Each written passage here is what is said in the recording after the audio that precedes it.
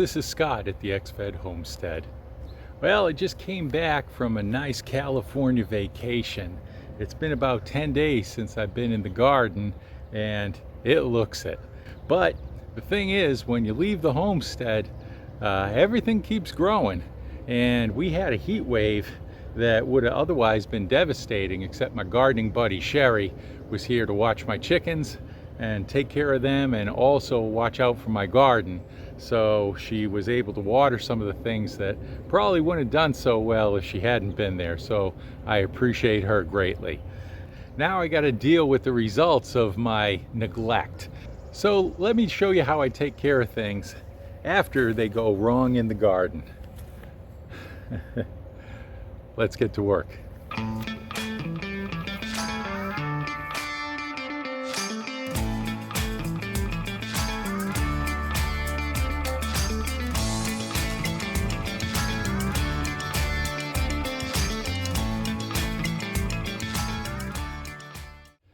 Now today it was over 100 degrees and it was pretty humid. So I waited till 6:30 in the evening to come out here and start working on the garden. I could have done it all day, but I didn't want to put myself through that. So now there's just a little bit of a breeze, even though it's still in the 90s and humid. I'm out here waiting for the sun to go down, and it's getting there pretty soon. But the first thing I noticed was that my strawberries had grown some weeds. I covered up the beds that I made for the strawberries with grass, and that kept a lot of weeds down. But if you look right here and you look at the strawberries, you can see that some large weeds have grown, particularly around right where the base of the plants is. So those are the things that I have to look out for. And there's no magic way to get rid of weeds except to get down there and get them out by the roots.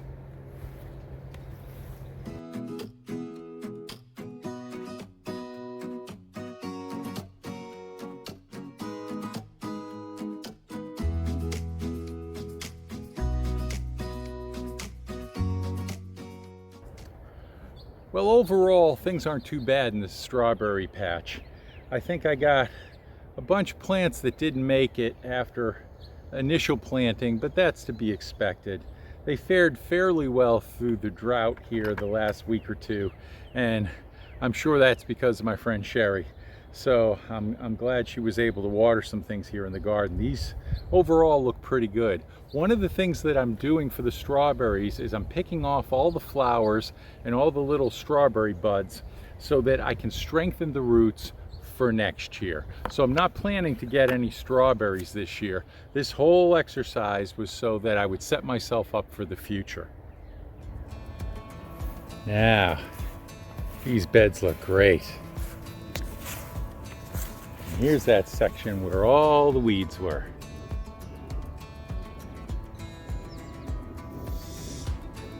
Feeling good about that. So this little bit of weeding helps. If you get the weeds out by the roots now, you're not going to go when they're big and then you end up pulling out the whole strawberry plant. So if you get them when they're small, and especially if you get them after a rain, they'll pull out a little bit easier. But the soil's pretty dry right now. I'm going to wet it down here in a few minutes, and it was pretty difficult to pull out some of these weeds, but they're small, so it's not so bad. Well, I got a big bucket of weeds here. I'm going to feed those to the chickens, and then I'm going to get over to the onions behind me. They need a bit of help too.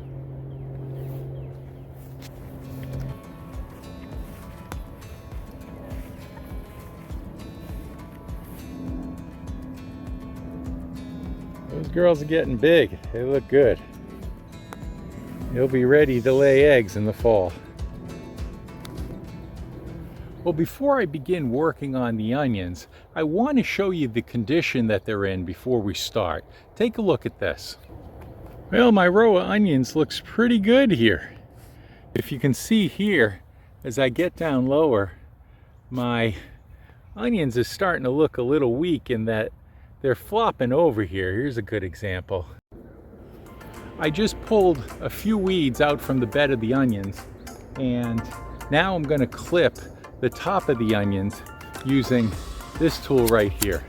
It's an old-fashioned hedge trimmer, And the funny story about these is that when I was a young kid, we moved from the States over to Ireland for a few years, and the yards in the neighborhood, they were pretty small, and people would actually cut their lawns with one of these rather than buy a lawnmower because they were really expensive and these were pretty cheap, and it didn't take long to cut your lawn if you knew what you were doing.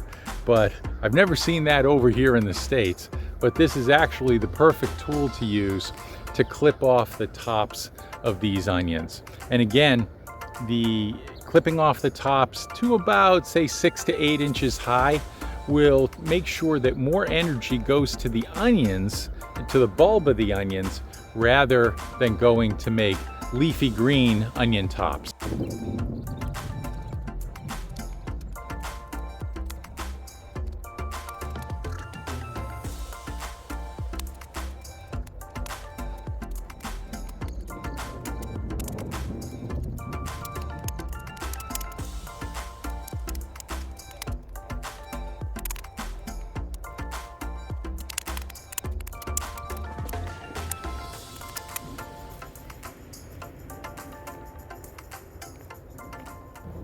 I don't think there's an exact science to snipping the top of onion plants, but there is a strong smell of onion in the air right now.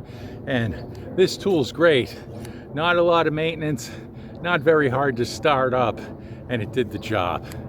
So I think next I'll head over to the tomatoes. The sun's going down, but I think I can do a little bit of work on those before I go. They were neglected pretty much this whole week and have fallen over and started growing in strange ways, so I'm gonna have to straighten those out.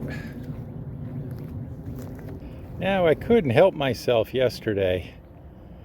I saw these laying on the ground because the fence at the bottom right over here is a foot higher than the fence over here. So these plants got to lean into the fence during the last week as they grew, and these ones didn't, so they fell over. So like I said, I couldn't help myself. I went and tried to straighten them out. And let me show you how I did that.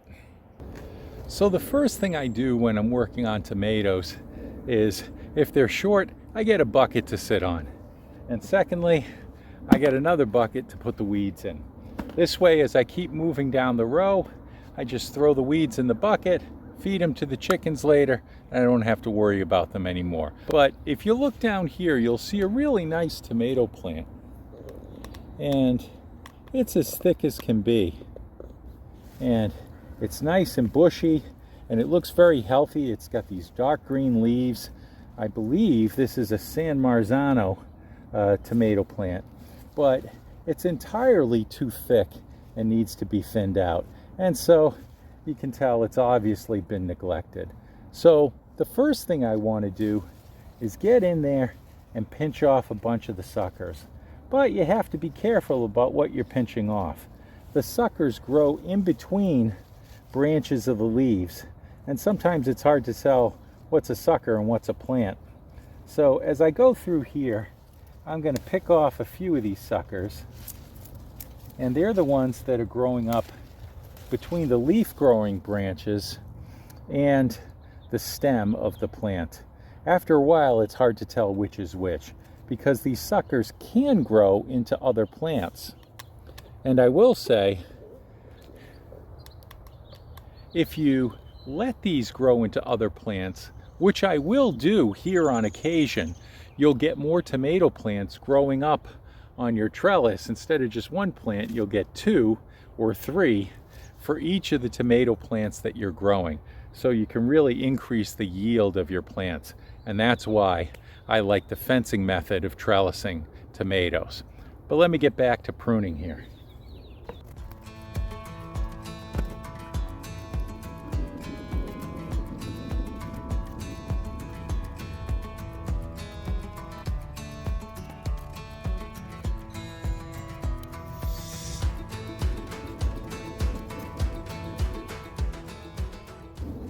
As you can see, this plant has some big suckers down at the bottom. And one of the things I like to do is go to the bottom of the plant here is another entirely separate tomato plant growing off the bottom. I'm just going to clip that to make some room and get it out of my way. That's growing from below the ground. And I can see another one trying to grow from there as well. And at the bottom of the plant, I'm just going to take off some of the growth so that diseases won't climb up the plant.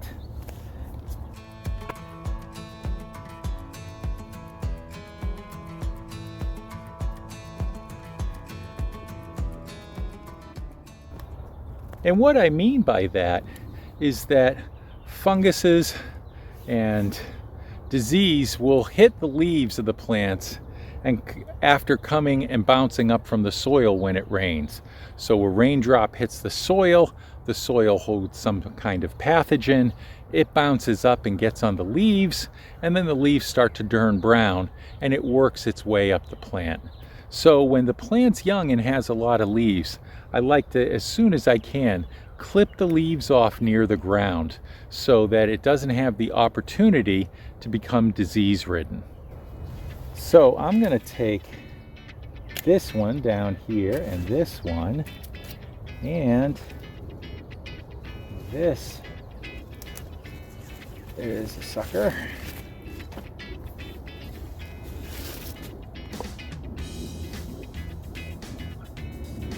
This is as well.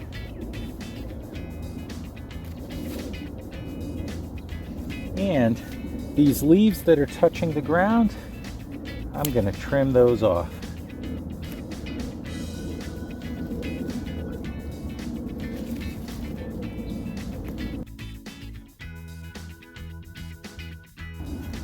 So I'll just push this leaf through. And what I'll do is take one of my twisty ties from up above. I put those there earlier. And I'm going to use this. And this is a pretty strong and straight plant. And I'm going to tie that to our fence.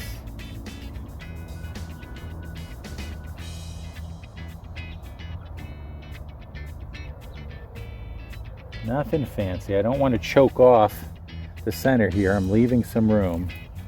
But as you can see, we've taken away a lot of that plant. And now the fruit has access to plenty of sun. You can see the yellow buds here. And those tomatoes will have good access to the sun. And as far as disease goes, you can see some on these leaves already. They were on the ground and they're turning brown. So I'm going to get rid of those. And that's what I'll do to the rest of the plants in this row. It thins them out quite a bit, but it's going to make them real healthy. Well, in this video, we've tried to talk about some of the problems you can find when you come home from vacation. In my case, the tomatoes were out of control. There were a lot of weeds in the strawberries, and the onions had grown so tall they started flopping over. But we were able to take care of all of those things. There's still a lot more for me to catch up on here in the yard and in the garden, but that's going to have to wait until next time. Sun's going down. It's about 8 o'clock.